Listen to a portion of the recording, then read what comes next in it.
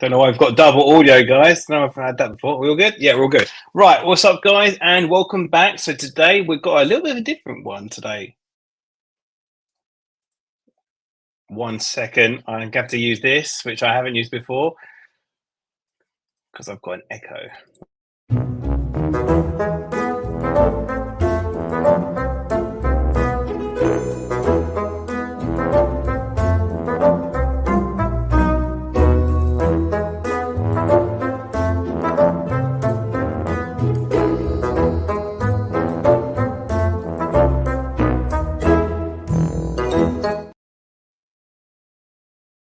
Good.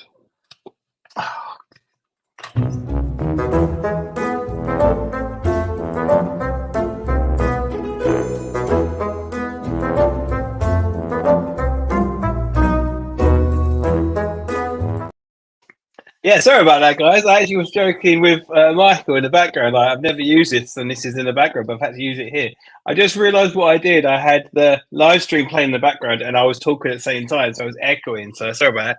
Anyway, let's get us started. So, what's up, guys? Welcome back. So we are in with a special one today. We've got Michael, also known as ZFG ESK8, the Thunder from Down Under, the DIY guy.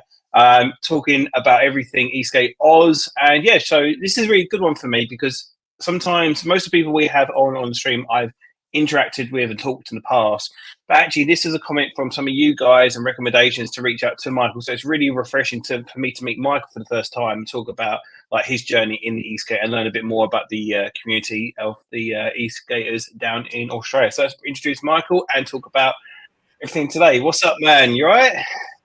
Go. Hey, I'm good.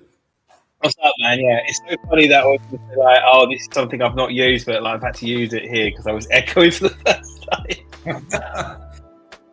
Oh, so right, yeah, we're gonna have a little bit of delay on the stream here because obviously over in Oz, it's nighttime. UK, it's morning time. Everyone else, it's sometime.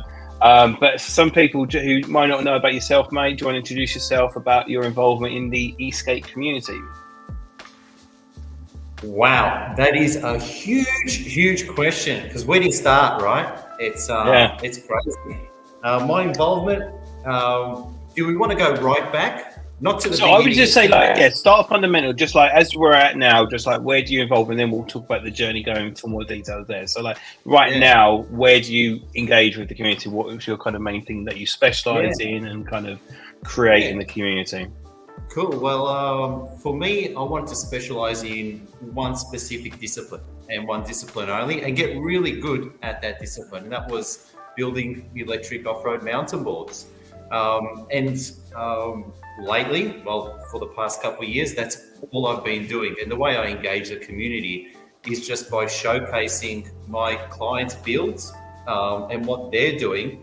And it's almost funding, I guess, if you want to use those terms, and that folks see what I'm creating for people that are local in the area, and they reach out and they want the same thing. And what I found was that while the DIY community, there's a lot of skills in the DIY community for folks to build their own boards, mostly there's a large contingent of individuals that know a little bit, enough to be dangerous, I guess I'd like to say, but they don't have those finishing skills, right, to get everything perfect. And they're the types of folks that would reach out to myself that would need help with finishing with building a mountain board, right? So yeah, and it just keeps on going. I might be doing at this stage steady a build a month, a build every 2 months, and it's been great, right? It got to the point where I was uploading YouTube videos on each of my builds on my channel, and then it got to the point where I was like, I just can't keep doing it, so I gave up for a little while. I hit the pause button. Because a lot of the time the clients want their builds fairly quickly, and I can't keep them in my shop for a long time. But and I think if folks do get the chance to look at my back catalogue of clips, right, there's a lot of progression. I think in terms of creating content and showcasing builds as well. And I think really peaked when I teamed up, facetiously, I saw the Flow State team posting some decks that they were pressing out in Melbourne. And I sent them an email in a joking way, and I asked them, hey, how about you build me a deck, right? And we worked together. And they were like, yeah, sure thing. and one thing led to another. So I was able to move off an MBS or a Bro platform and own something myself. And that was really a huge leap for me. And that really happened only in the past 12 months, right? 2023 was a massive year for, you've got that background image of that deck that went out. That was pretty close to peak, right? Peak build for me. And now you're looking at the ultimate. That's the last one, right? That was one of the last builds that I've done this year before I pulled the brakes and thought I need some time to myself to enjoy my own toys as opposed to toys for other people. But that build there, it was such an amazing project to work with the Flow State team on. Everything on that was perfect. It was like the A team. All the components came together to form this ultimate package. People have been messaging me like, wow, how did you do it? Show me pictures of the battery. Show how does the speed controller sit in the enclosure? How many cells could you pack in there? It's actually driven a lot of dialogue for me, and it's gotten a lot of people excited,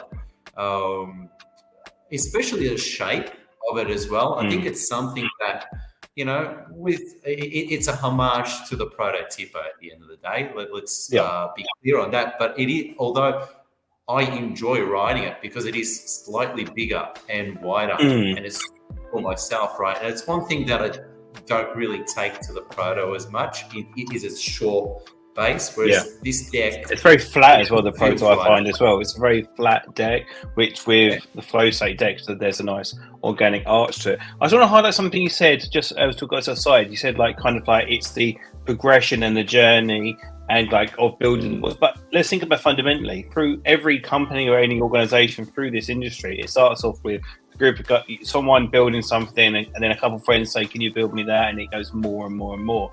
But I just want to say, the fundamentals, the stuff that you've posted initially, you say it's about the learning curve. It's really clean since day one. Is that I was speaking to the guys at Flow State, and they said, talking about yourself, it said you're very perfectionist about having things just right. So the building you say about people want it fast, but is that kind of the direction you want to go? Is to do that development and be like, I'm not happy with this, I'll reset it and I'll go from there. Has that always been the focus on the builds?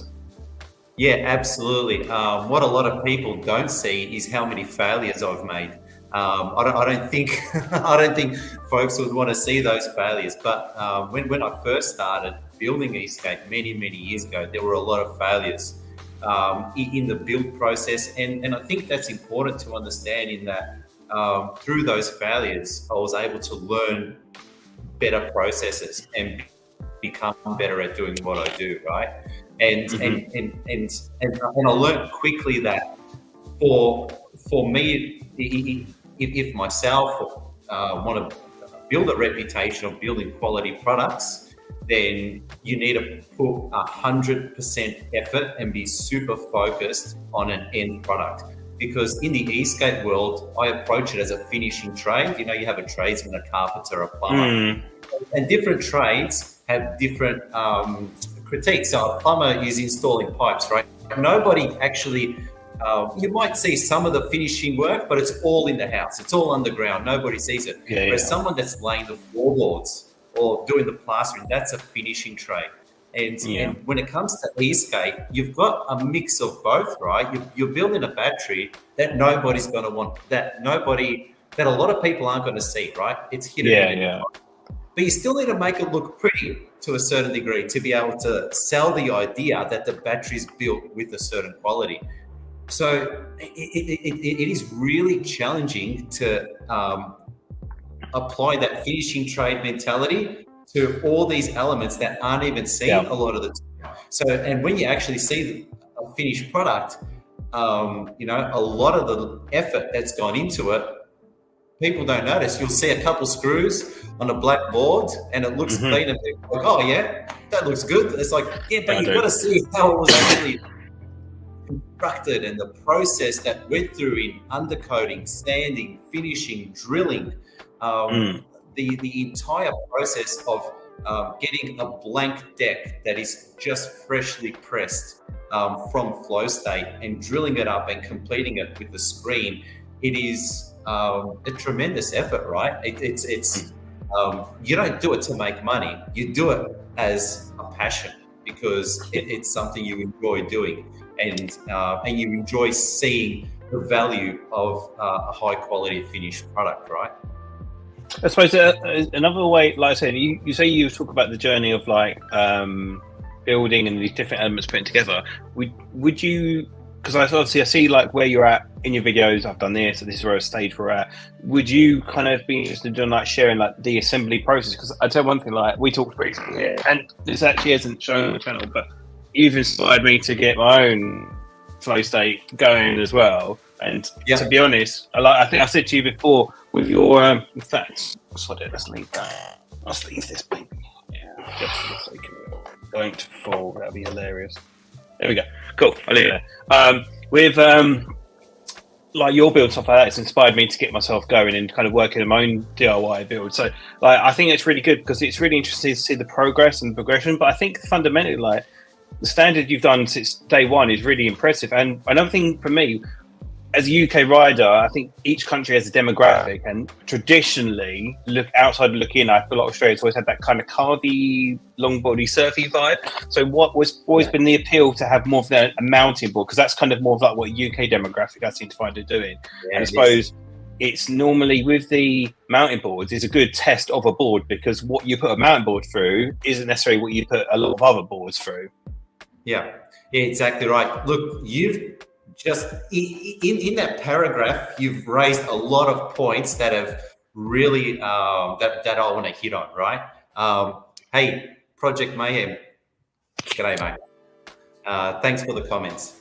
So yeah, you've hit on a couple points. So there's the area of mountain boards in the UK versus the carvy, and also the other element, there was on the process of construction, right?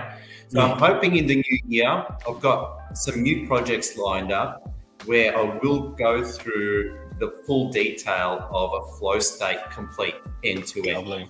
So that's definitely on the cards, because I have done that when it came. If you go back through my catalog, I go through the process of how I actually build a mountain board step by step, but not for a flow state board, right? And I actually got a lot of criticism from friends and family by saying, why are you showing people how you build the board? Because tell your secrets, if you show them how to do it, then they're not going to come to. And it's like, well, it's sort of defeat. I'm doing it because I enjoy doing it, and I want other people to also repeat my process. You know, you don't have to go. It also inspires people as well. For example, when you're doing the building, you say like people might not be doing it, but actually it's almost like a portfolio as like an artist. It's like, here's my pieces I've done, and I will go to. I know for me personally, if I look on a builder's website and I can see them doing loads of stuff which I ain't got a clue what they're doing, but it seems to be coming away really well. Like you don't need to know too much about building when you see a pack built really, really well, and then the finished product is really, really well. Like I said, I generally think as the process goes, like the refinement on detail is really, really pretty for sure. Yeah. So that's it's definitely on the cards. So I've got a couple projects lined up in the new year in that January, February, March space, where I'm going to be, I guess, breaking out the build component into mini episodes, I guess. So really just to help the flow state team push that fishbone body and deck enclosure out to the masses and really showcase what's capable. And again, please don't come to me to build it. You could do it yourself, right? But a lot of the time, folks need help to do it. And, you know, a lot of my work, it's Melbourne based in Australia. And I do ship Australia wide. Don't drop that. Thomas? Yeah, I know. Just started sweating. I was like, there we go. No, let's leave it there. Talk about flow Is it state. stable? Right? Yeah, it'll be all right. It'll be okay. There's a lot of shenanigans on this podcast. I'm honestly, I swear, I try and do this professionally best I can. I'm trying to stay lubricated and safe, so I'll just I've noticed there's the classic heritage Aussie tradition with little subtle touches here and there. But yeah, I want an interesting thing as well. Do you feel like, and I find this really interesting, for example, ESK8 is a really big thing, and I think we're going to talk about it forever. For me, when I went to ESK8, I was interested in what countries are doing different demographics and who's moving in what direction. So with the whole Aussie thing, and then obviously building things at home, how's you obviously working with flow state and radium stuff like that? Do you feel like it's really good that you're part of that kind of development of that demographic in Australia, and then making things in Australia for Australians, and having your own demographic evolve from there? How's that kind of approach? Like you said, you've worked with flow state. Like, how have you found working with like radium? Like, how does that kind of stuff come across? It just through the forums and talking and stuff like that? For me, when I first started out, it was important to align myself with people that were local and that understood what my vision was, and that could help me out, right? And Flow State was one of those individuals, and Radium was another organization. You know, I can jump in my car, drive 50 minutes down the road, and pick up all my motors from Radium, and sit down, talk to the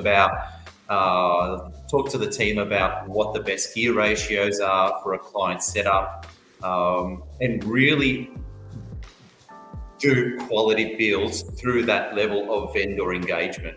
So that was really important. And the other vendor that, you know, the unsung hero of every single mountain board that's on the road right now, it's MBS. Without MBS existing in the ESK8 space, dare I say, there'd be a void. And the MBS Aussie team, they're also down the road from me as well. They're on the peninsula. I could jump online tonight, put an order in. The team know that it's me putting the order in. It'll be here tomorrow morning. And to me, having that vendor alignment with Flow State, with Radium and MBS, that pretty much covers 80% of the level of effort that's going to go into my build. Because, you know, wheels, bindings, tires, tubes, bearings, there's a lot of components that MBS supply on that finished product. So that was aligning myself to be successful could only be achieved with dealing with those local vendors. And in terms of the products that I do, right, you know, I mentioned that it's mountain boards, and you did say before, you know, UK, it's tramper world, right? That's it. It's everybody's used to seeing a battery top mounted on an electric skateboard. It's common, whereas in Aussie land, it's uncommon, right? It's it's evolved country where we live down under, right? So it has been a real challenge to showcase to individuals, hey, your battery doesn't need to exist on the bottom. It can exist on top as well. And there are advantages in creating a build with your components positioned differently on electric skateboard, and really talking about what those advantages are. And I think ground clearance is the biggest one, you know, and moving your components away from water, from, you know, if you ride on wet, long grass, have your battery protected. That, I think what it is with Australia is, I think with the mountain boards, I think those are the two massive kind of, hindrances with mountain boarding until you understand the purpose of it. It's function over, you know, aesthetics, but then you can work that into both of it. Like having a top mount battery, it's like, oh, that's a big horrible box, but actually now you can just ride everything, and then obviously having bonus and you can jump everything. It's like the Jeep of the e-skate industry. But I just want to say anything as well, like with the relationships, it's really another thing I want to say as well with M boards as well, working with M boards and having builds with them as well. I think it's really good to see that more and more of these kind of networks are evolving more and more in the community, because we've had I've had chats with people before, and people are so protective over their own stuff, IPA, which is great, obviously protect your product, but actually working with these, you can make something so much better, and then building these relationships. And as a demographic, we all grow. Like our demographic is niche enough. Why are we cutting ties with one another when we can build something really, really good? And I think it's good to see that with yourself.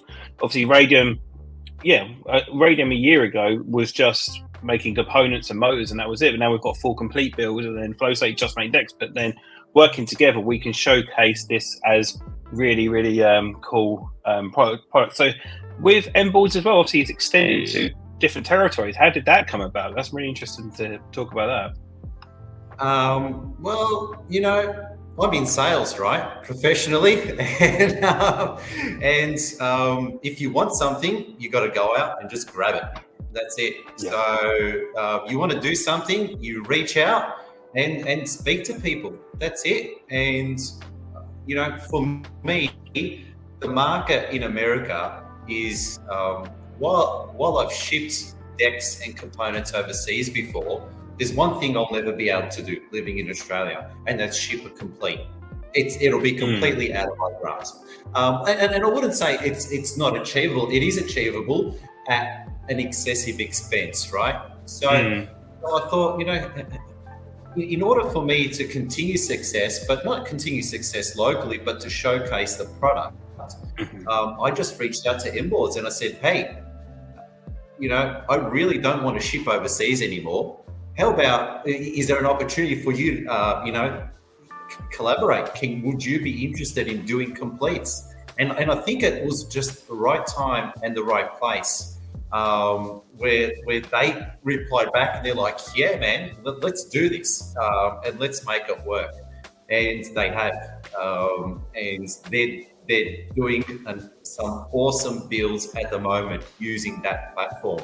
And I think what's unique, you know, if we're talking about platform, I want it to be a little different than everybody else building mountain boards as well. And there's a couple of things. If I forget to mention it, Thomas, can we go back to IP as well? So let's talk about that. So I didn't want to just sell a deck. I wanted to sell and give to people the components needed, the base elements, so you can have a successful build. And those were the including things like the riser pads, the vicious grip tape on the riser pads, the countersunk JDM style screw sets, and the ESC enclosure. But not only that, the right size length bolts that go through under the deck to match the MBS bindings as well. Because I learned that whenever I would do a build for someone, I would never have the right screw set or the right components to use. So it was really important for me to say, hey folks, you can get all the right screws, the lengths, everything matched to fit that exact build, one shot. And the goal is, you know, while folks can just buy a blank deck on their own, you need to figure out, you put the bindings on, the screws, you're 5 mil out for the screws, so you've got to go to a trip to the hardware store. They don't have the hex heads in the hardware store, they only have Phillips heads, so you've got to do a special order on an online read, and it's another week before you get your screws. That's trial and error. Yeah, it's trial and error. Where I wanted to eliminate that. I just want to have an entire system where you could take it and all those base elements have been looked after. So then if folks want to, they have the option of adding their own ESC from MakerX, you know, build your own battery, mount your own center mounted battery box, put your MBS bindings and your trucks of preference, and away you go. But those base elements and the entire screw set has been taken care of. Yeah, that's cool. I think that's what I like to see, like with M boards and other companies you work with. I really like this new, very healthy direction of ESK8, where it's putting the framework of a board out there to the customer. And then if you want to change the motor control, you want to change the motors, you have that choice to do so. But I give you it's almost like Meccano set, or like where you're like, here's the baseline of what you want to do, and now if you want to, because everyone's the same, like even if it's down to changing the dust cap on your inner tubes, it's like everyone's making their own kind of board themselves. But I think making everything standard is the way, and building these relationships is good for exposure, it's good for experiences, sharing that knowledge, and as a industry, you know, we'll all improve. So it's really great to see like yourself working with all these different companies now, and with like what M Boards is doing. I feel like it's a really winning formula, and then working together is pretty good. They are absolutely killing it with what they're doing with kind boards as well, resurrecting that style deck, and having the flow state. They're giving people options, right? Let's be clear. They're giving people some really cool options, and then people can go and put their own unique flair to those options as well. And nobody's done that. And I think they're, M Boards have positioned themselves as being the leaders in that space. It's just, it makes sense for folks like myself and for Flow State and for kind boards that really are specialists at doing what we're doing. We don't have the infrastructure, right? Yeah. Whereas M Boards do, and they can help elevate the products, right? And they do a good job at that as well. So you wanted to when they show me those pictures, go on. Do I finish what you want to say? Sorry. Yeah, when they show me those pictures of the complete, I was like, I'd sent them a whole bunch of decks, right? And all the bits and pieces. And it's always a nervous wait to see what you're going to get back. You don't know what the end products are going to look like. And when they showed me those pictures that you had on the screen before, I was like, wow. I was genuinely blown away. I couldn't say enough kind words to the team. They really nailed the theme. They nailed the look that I was going for, all the aesthetic, everything was perfectly aligned. It was that they smashed it out the park. It's a really, really nice build for sure. I really like that. I think, like I said, once again, there's, like I said, looked a few builds now, and you know, I'm very particular as well with what I have, and each time I'm like, that's exactly what I would do, pretty much. So you said you want to talk about your IP a bit more as well, just before we were talking about the M board. Yeah, it's an important topic because a lot of the components that I have built and used, especially around that 3D printing space, a lot of vendors tend to put that in a store, for example. And lately I've sat back and I thought, I don't really want to do that. It's I want to focus just on complete builds, and a lot of the time I make that IP available to anyone online. I did have a really good download section on my site, although a lot of the files that I've used on just about on a lot of my builds, they're available to download from the ESK8 news forums as well. It's just it saves me a hassle, right? Why would folks can go and download a component and reprint it themselves and save me the time, save me the hassle, right? It allows me to focus on the bigger projects and bigger items that I want to get good at doing. Yeah.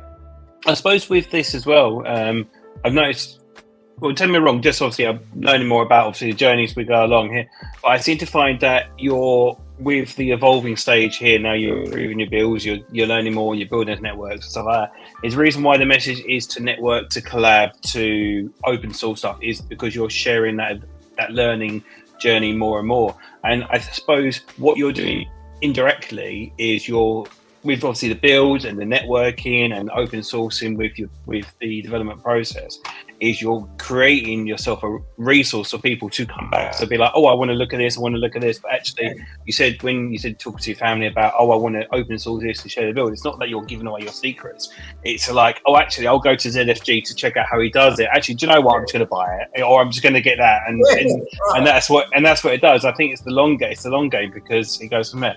I want to talk about the website shop a little bit as well, because obviously we talked about the builds, but actually we want to talk about availability on, obviously, to use your services. So let's talk about the website a bit more then.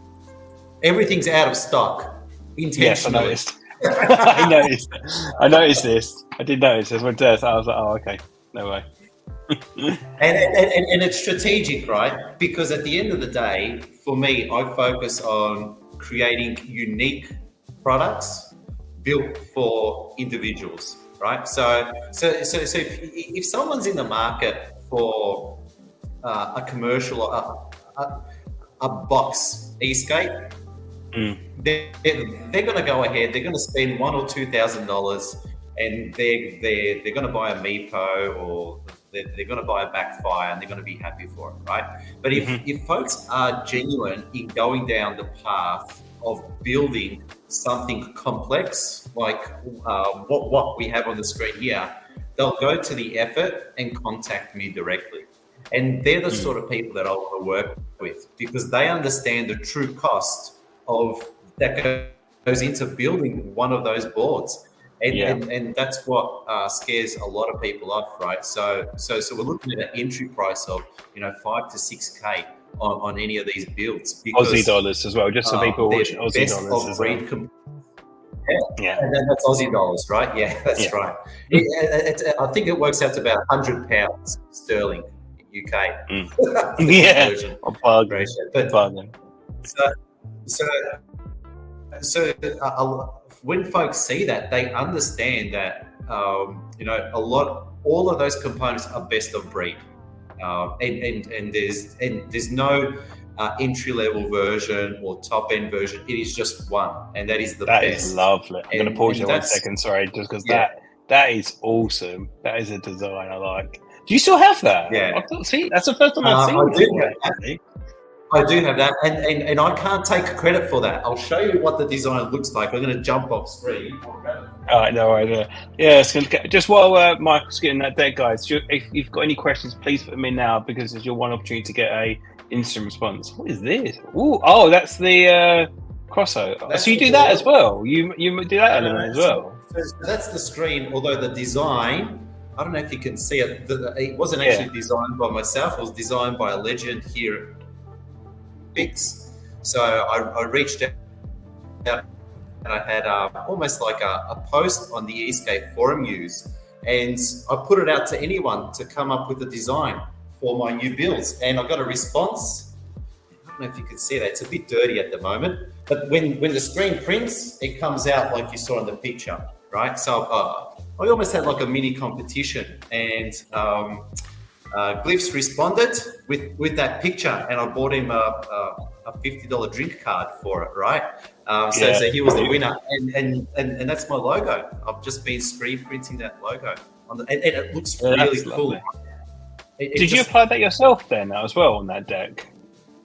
Yeah. So every element of that build is handmade, from the deck being pressed by Flow State in Melbourne. It's handed to me in raw finish. You can see a raw finish board in the background, and then it's sanded, undercoated, and a top coat, and then screen printed, and then clear finished as well. So it's quite a lengthy process to actually build one of these custom boards out. But the end product, you can't compare it to something you buy from a store, for example, right? It's actually next level, and it's almost heartbreaking when I finish a project like that and you have to ship it to someone.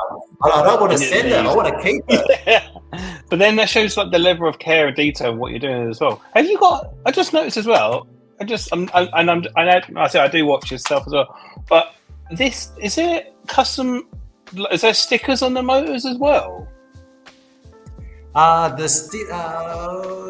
Yes. So you got a really good eye, Thomas. And this is what I've said. Like honestly, but another thing as well. We'll talk about two things. We'll talk about the motors. That looks really clean. I like that.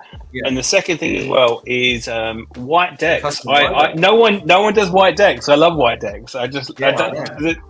No one does them. That's so cool. So that was a two-tone colorway, and I thought that two-tone allowed the pads and all the black elements to pop. But you asked the question. What was that question you just asked? Sorry, Thomas. It was about the motors Yes, yeah. on the. So there's a funny story about that. I don't know if it's funny or not, but I reached out to Radium and I said, hey, I'm buying a lot of motors from you. Can I get a batch with some custom logos?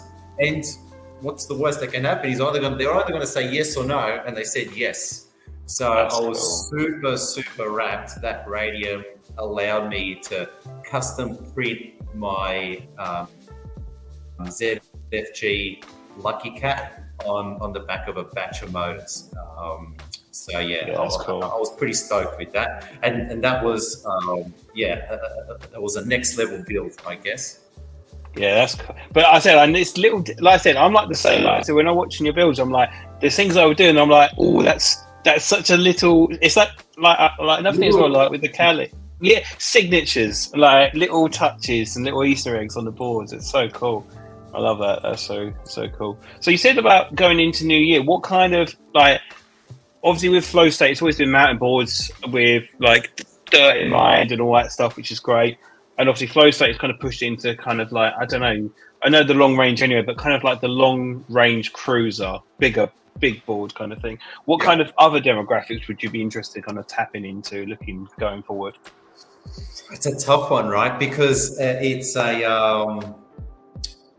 you got to be careful how much work you attempt to take on board, right? Yeah. So I think I'm going to still stick with that mountain board space, although there absolutely is an opportunity for someone like myself to help local folks that in Australia that are building a Flow State bone deck to help them build their battery or to help them assemble, program the ESC and have it shipped for them. So, and I've already talking to some folks, and I might have some projects lined up in the new year for that already. So I definitely see that as a new avenue, right? So it's not my traditional mountain board space, although I have spent the past 2 years working on a specific type of build, and I feel comfortable migrating a little bit to the left and putting a battery underneath the board, I guess, instead of on top of the board. That's definitely an opportunity. I see that space. Maybe some slight tweaks to the ZFG design layout as well. I definitely see that as an opportunity. Also to keep up competition. So is it more like, I just want to throw in just something briefly, I want to continue what we're talking about briefly, but I did find it because I was like, that's really nice. But yeah, I did find that's an example there of the motor. That is clear. Yeah, there it is. Like that. It's a character got a name. I said the same thing with, I don't say Lucky Cat, is it on that? Because I know with Defiant Board Society, they had the name for the chinchilla or whatever it was. It's Capybara. South American brand, I think it is, a capybara. Yeah, capybara, yeah. Oh, I love it. I love the influence on that stuff. But yeah, so would you say, like, going forward, do you want to do more collabs with other people? So kind of like expand the portfolio and I knew I'd lose that. Expand the portfolio with other builds to kind of get more experience into different elements as well. So you said you do your builds of that. You want to kind of work with people to be like, I've got this vision of what I want to build. I want to help you work alongside that. You said also Demograph, Flow State, and other builds like that as well. So basically helping show more examples of these collabs that you've been working on. Yeah, it's tricky, right? Because the infrastructure that I've built for myself currently, it's working really well with those individuals. And I think when we talk about collabs, I think taking that next step in working on that Fishbone platform as opposed to my own ZFG platform, that would be an area of expansion, I guess, if we're looking at doing different things and maybe using some different trucks. I know Shannon. I saw that. I'm going to throw it in there. Yeah. So the picture that you're showing in the background, that's actually his build. And he sent me a message the other day that he clocked up his top speed of 70 kilometers per hour on it. Jeez. And that's a mountain board setup. He's hit 70 kilometers an hour. So that was pretty amazing. So be careful with that, because I done top speed on my mountain board, didn't end very well. So be careful with that. Just hit, if you're doing 70, you need to be hitting dirt. You need to be hitting a bit more dirt more than that. So so much. I think he's well padded up, so he's pretty safe. And by all accounts, he's a fairly big unit as well. You know, he's pushing 85, 90 kilos. So there he is, 77 kilometers, right? That's confirmed. That's crazy. So he's looking to increase that. So I've been chatting with him online, looking at different options on how we can change the setup of that deck to get higher speeds, right? Maybe that's another avenue. High speed decks through that Fishbone platform. That will be a natural progression. So it's really helpful to see these collabs. But I suppose so I'm going to bring it back to the community. And obviously, the builds I think is really interesting. Is obviously you've been evolving, and this is you building your own stuff, and then people asking you to do stuff like that. Do you really feel like your kind of impact with putting the builds has evolved? Have you got like has the community evolved over the years since you've been doing these builds, and more people coming at you and being like, I want to have your build? Like, how have you seen it changing over this time you've been riding? Yeah, it's people will see it. They'll say early on we were talking about how I have videos and people can see what I'm showcasing, what I've done in the past. And you're right, people would watch those and say, I want that one. That's it. That's one done. Yeah. I just want that one. They'll want to grab it and pick it. That's one of the key reasons for those builds, because people have matured in terms of what they want as well in the e-skate space. So a lot of the time, I like to question folks that reach out to myself why they want me to build their board, right? And I know it probably sounds counterintuitive, but I just don't take on any work, right? I'm very picky in that regard. In that, I want to make sure that the folks I'm building for are genuine and serious. And what I've found through asking people, even before I take on a new project, through questioning why they've reached out to myself, I've found that I'm confident in saying 95% of the boards that I've built, individuals have come from production boards. So they've come from a Barger, they've come from a Transite, they've come from an Evolve, and they've ridden them to their capacity.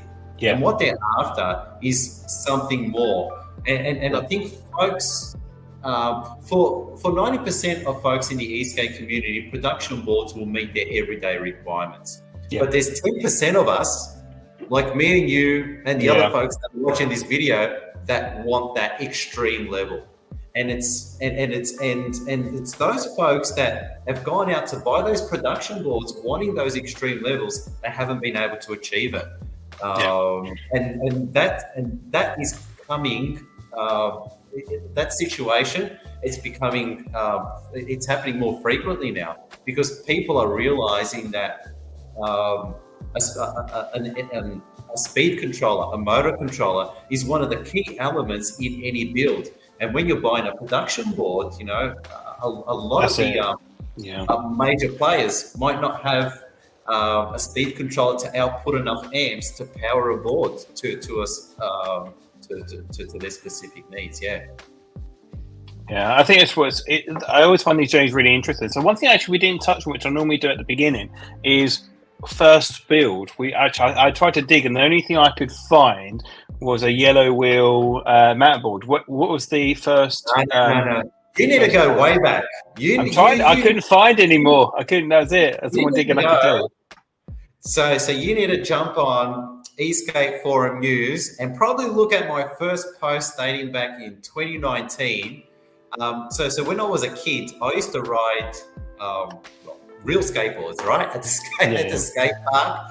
But I loved hill bombing, right? So one of my first builds was a Sector 9 downhill division, and it was a single motor flip sky. and the battery the first battery I built from I purchased as a kit locally, and it was rebuilt myself using a relay from a dirt bike hooked up to a jet ski battery on a momentary switch, and I was spot welding the battery hitting a momentary switch because I didn't have a proper spot welder. And that board, the full build, is on ESK8 News, and that was an awesome build. It was running Reflice, I think 76mm wheels, torque board trucks, and it was awesome. I loved it. I absolutely killed that board, and we built it many times. And what was funny was it ended up being it started off as a 10S build, and then I progressed it to a 12S build, still single motor. And I ended up getting rid of it on Facebook Marketplace. And every now and again, it shows up. I would see it. I message the guy and say, hey, just so you know, I actually built that board a couple of years back. Why are you selling it? I'd ask him, why are you selling that build? And twice where I've seen that build appear on Facebook Marketplace, they've responded back saying, I've fallen off and I've scraped all the skin off my back. So it was actually pretty much a disaster story, right? The folks couldn't handle as simple as it was a build. It was actually quite dangerous and deadly. Yeah. So it was, you'll find it. If folks are clever enough to be able to search for that build, it'll show up. That's a homework. Eventually. Yeah, that's your homework to find it. Find the forbidden board. The forbidden board. So that was actually the first build. And then what happened was that came out of COVID, right? That build and just the need to get out and do something. And then what I found was that I love riding dirt bikes, right? Twice a month, I put the dirt bike on the trailer, go out to a track. And of course, lockdowns happened in Melbourne, Victoria, where I think for the most part of 24 months, we weren't allowed out anywhere.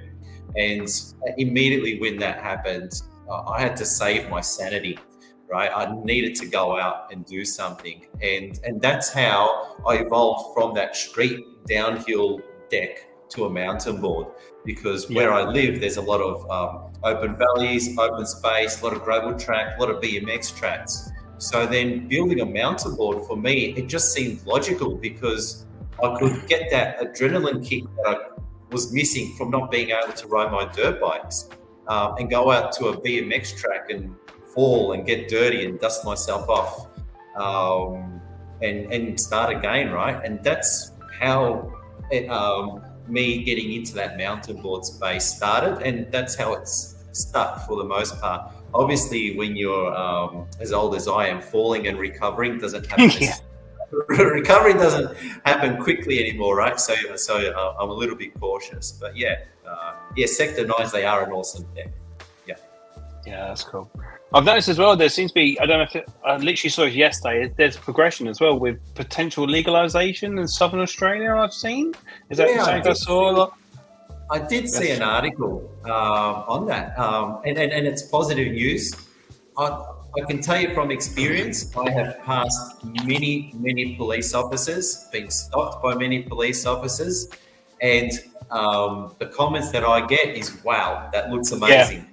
Be safe, don't do anything silly. And I've always conducted myself in a respectful way, right? Exactly. It's all about attitude. It really is. Yeah, it's all about, especially around public places, right? There's a time to be stupid, and that's when there's no one around. That's why you do mountain boarding. That's why you do it. Free space. Exactly right. And at the same token, I hear a lot of folks that have been pulled up by police. And the story is, well, you know, if you're not wearing a helmet, you're out in public, you're racing through a crowd of people, expect to get pulled over. And I think this, I see that a lot with the whole scooter scene. predominantly, especially in the CBD area. And in Singapore is a good example of scooters being legalized in a trial basis. There were some serious accidents that happened. A few elderly ladies got hit and they passed away, and they were banned pretty much. Yeah. And I wouldn't like to see that happen here. So I really hope that folks are more respectful, because it's not just scooter riders, it's the crazy electric unicycle riders. It's everyone is part of this community. It's what it is. We have a role to make a difference at this point, and how we behave is how we go forward. I just want to throw in something, guys. Here we've got about 10 minutes left of the stream. So if you guys got any further questions, please put them in now, because I've only got limited time left going forward. But what I'll do actually, we're just at the last 5 minutes, but let's extend a little bit in case there's any other questions anyone wants to throw in. But is there anything else like you particularly want to talk about, highlight while we're on the live stream?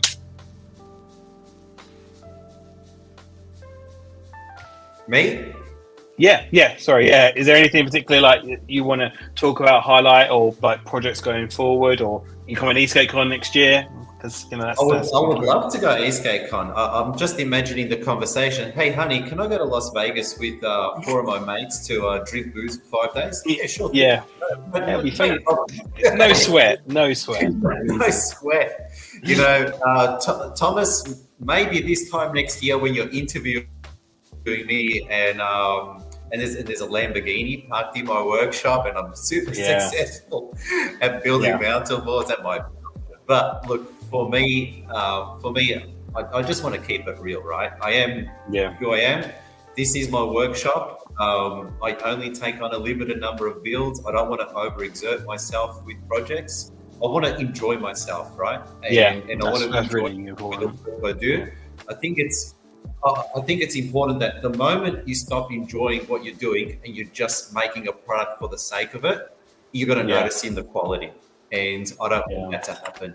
And it's kind of counterintuitive, right? Because I'm limited in how big I can grow. But at the end of the day, it's not about that. It's about me doing something that I like doing and I enjoy doing. So that's, I guess, my takeaway for next year is keep things slow, keep that momentum going that has been going, but also make sure that I have time for myself to enjoy my own toys, my own mountain boards as well.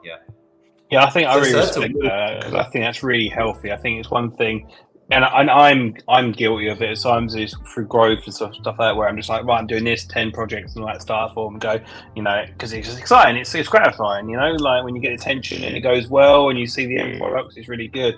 But I think it's really good that you kind of keep yourself grounded and being like, yes, I enjoy doing this and it's going well and I enjoy it, but also I need to manage my time to ensure that I continue to enjoy it. So I feel like you've got that protection of what you do at all times as a fundamental. I want to always enjoy this and not it be just a job and just pumping stuff out. Yeah, really the hardest thing for me is to say no to people, right? Especially folks that want builds outside of that mountain board space, that might want, you know, some work done on an Evolve board or another product. It's you know, I learned early on that you can't take on all projects, and that taking on those projects poses a risk on the projects that you want to be successful and deliver a high quality standard on. So I learned very quickly that in order to keep those standards high, you've got to be a little bit nasty, I guess, selective on that work, and be clear to folks, you know, you work in a niche area, and this is the niche, and that's the products you deliver.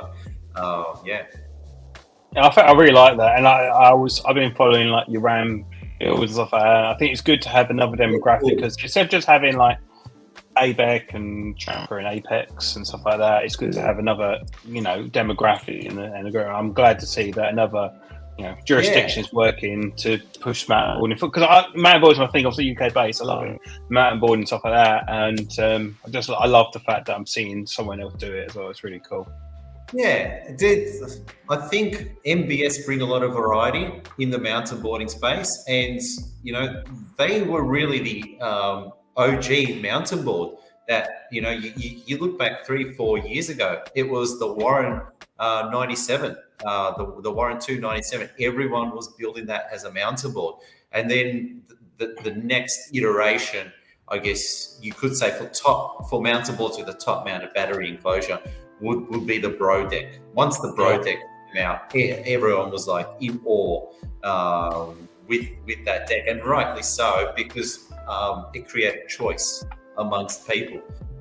And the good thing is, out of that has spawned, me, Flow State, but also MBS pushing the boundaries with that white deck that you saw.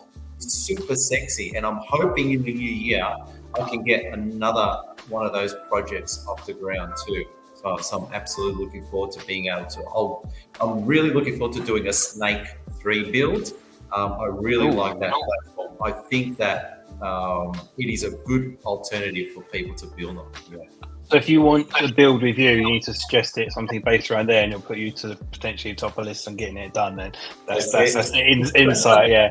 Get you inspired on it and get you involved in it. That's cool. Are you going to, as well, with your, I just want to throw this out there as well, just because I want to ask this question while I've got you here. I was just going through your videos here. With your Lucky Cat deck, is that something that you're going to have more coming out of, or is availability people could pick up as a collab at all? It's a hard one, right? Because I've been building them in batches. And depending on my mood and where I'm at in the cycle of build, I'll either have 3 or 4 decks lying around, or I'll have none lying around. And I'm at the point where I ship them all overseas, and I have none left in my workshop. So I'm thinking that that Lucky deck, it is a keeper, right? I always want that platform is solid, and just so folks are aware, that's actually my real cat. Well, my real cat doesn't look like that, but my real cat is called Lucky, and she has one eye. And you'll that's brilliant. You'll notice that there's an eye patch on the Lucky cat, and it has one eye, and the arm is also in a cast that's broken because, like Lucky, I've injured myself more than once coming off. That's brilliant. I love that. So there's a lot of meaning to it. There's a lot of love that's been put in there, and I actually want to see that. So the new year for me is I really want to produce more of those builds and produce more of those decks, and really get that appetite for an alternative mountain board system out there.